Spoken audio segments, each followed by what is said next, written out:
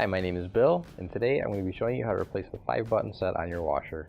The reason why you might have to do this is because the buttons are broken or because they're not working properly. For this repair, we'll be using a flathead screwdriver with a VT15 star bit and a VT20 star bit, and a pair of channel locks. Warning: before doing any repairs, please disconnect your power source. So this will be the washer that we're using for this demonstration. It's a Kenmore. And keep in mind, yours at home might be a little bit different than what we've got here, but the same technique should still apply. First thing we're going to do is we're going to shut the water off. And now we're going to get our washer turned around. And now we're going to disconnect the hoses. So we're going to use a pair of channel locks and turn them. And you might also want to make sure you have either towels or a bucket standing by, because there will most likely still be water in your lines.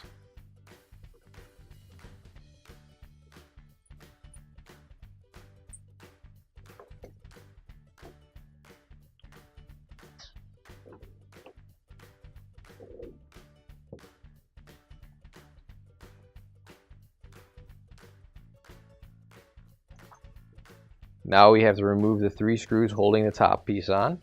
And to do that, we're going to use a VT20 star bit. And now that the screws are off, we can pull the top back, and then it should lift right off. Now what we have to do is we have to take out the detergent dispenser, and we're going to push down on this tab back here and pull that out all the way. Now what we're going to do is we're going to use a VT15 bit, and we're going to remove the screw that's inside of here. And now what we're going to do is we're going to unplug our user interface right here. And so we've got this clip that holds it in place. So we're just going to lift up on that clip. And then we're going to pull the wires out. There we go. And now I'm going to remove the cable from each of these clips that holds it in place.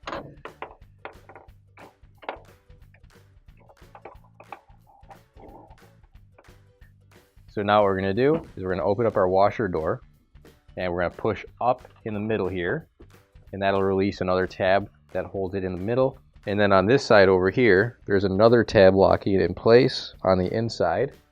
So this tab right here, and all we're going to do is just push in on it, and that should release the control panel the rest of the way. And what we're actually going to have to do is there are a couple of places where it's clipped in, so you can lift up on it like that, and it should pop off.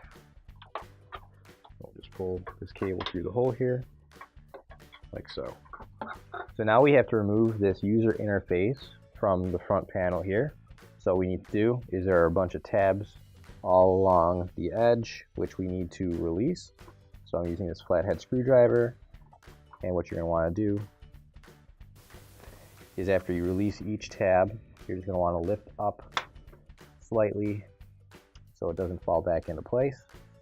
There's one kind of hidden back here too. And all along, we're just going to keep lifting like so.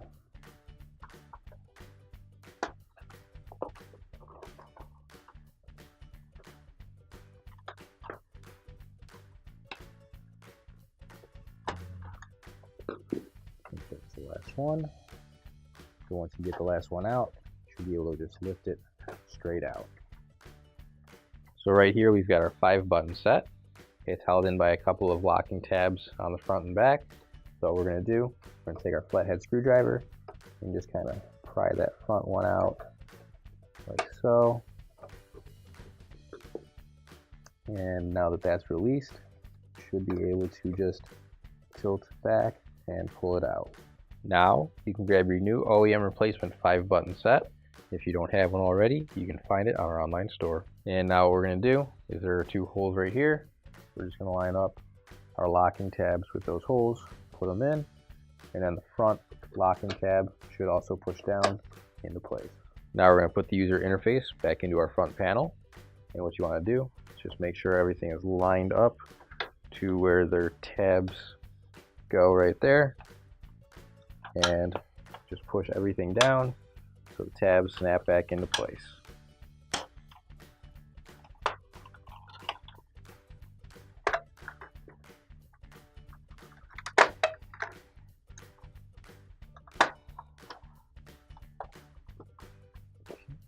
And then once everything snaps back in, we'll just take a look at the front right here.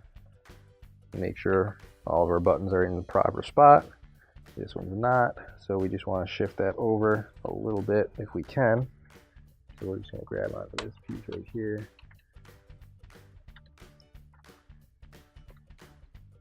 There we go. Sounds like it popped back out. So there you go.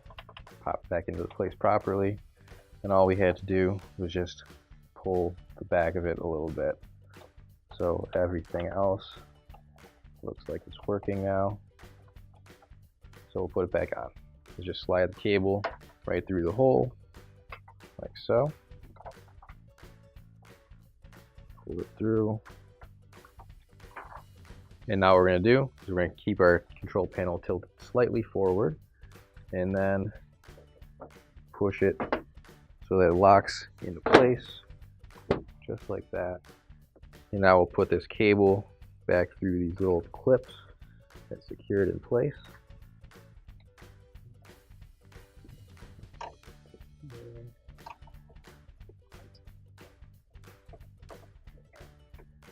And now I can take our cable here and plug it back into the control board, like so. There we go.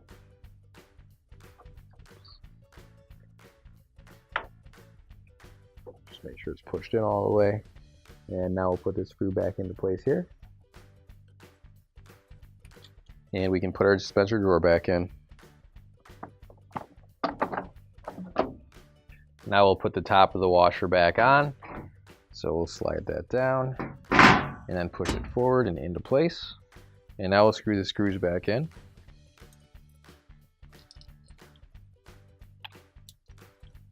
And now we can reattach our water hoses.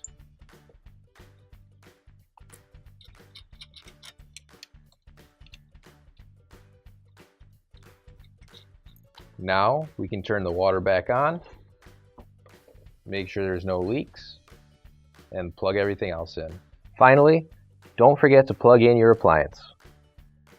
If you need to replace any parts for your appliances, you can find an OEM replacement part on our website, PCApplianceRepair.com. Thanks for watching, and please don't forget to like, comment, and share our video. Also, don't forget to subscribe to our channel. Your support helps us make more videos just like these for you to watch for free.